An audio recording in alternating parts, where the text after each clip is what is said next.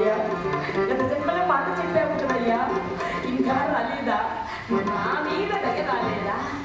ఇంకా నీవు రాలేదా? ఇంకెప్పుడు వస్తావని ఆ మహాతల్లి సుధీరంతా కూడా అలసటతో ఉన్నటువంటి ఆ తల్లి బహుళమంగాదేవి తిన్నగా బయలుదేరి ఆ మహానుభావుని పిలుపు మేరకు వరాహస్వామి వారి సమీపానికి వచ్చింది. వచ్చినటువంటి ఒకడు మాత్రం పలకరించాడు వరాహస్వామి. మా ఇదిగో ఈ మహానుభావుడు, ఈ దేవదేవుడు ఇక్కడికి విచ్చేశాడు, మన అదృష్టము బండి. ఈ దేవదేవునికి నీవు సేవ చెయ్యమ్మా అని చెప్పి పురమాయించి స్వామివారి ప్రక్కగా వెళ్ళిపోయినారు. రుకుళమాతాదేవి చూసింది. నాయనా, నీ పేరేమి, నిన్నేమని పిలవాలి నాయనా అని అన్నది.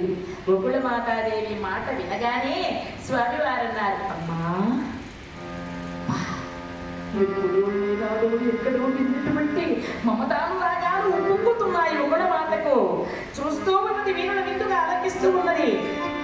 స్వామివారు శ్రీమన్నారాయణుడు అంటున్నాడు, అమ్మా సిరియలేదు గాని శ్రీనివాసుడటం విభూతవరులు నన్ను పిలుడు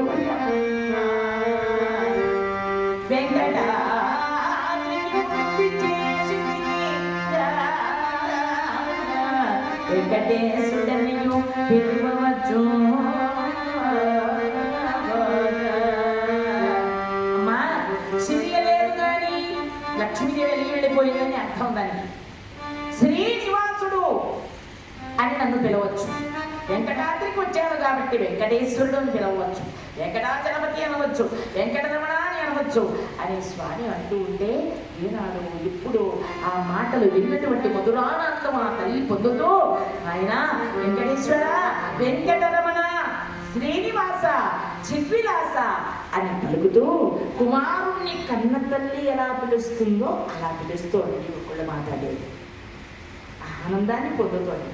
చక్కని భోజనాదులు, భక్ష్యభోజ్యాదులు చక్కగా వండి పెడుతోంది స్వామివారికి.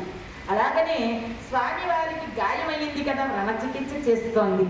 అలా స్వామివారిని ఎంతో ఆప్యాయంగా, అనురాగంగా, అభిమానంగా ఒక తల్లి కుమారుణ్ణి ఎలా చూస్తుందో ఆ తల్లి కూడా ఆ వెంకటేశ్వర స్వామి వారి సేవ చేస్తూ అలా ధన్యురాలుగా జన్మ ధన్యం చేసుకుంటోంది.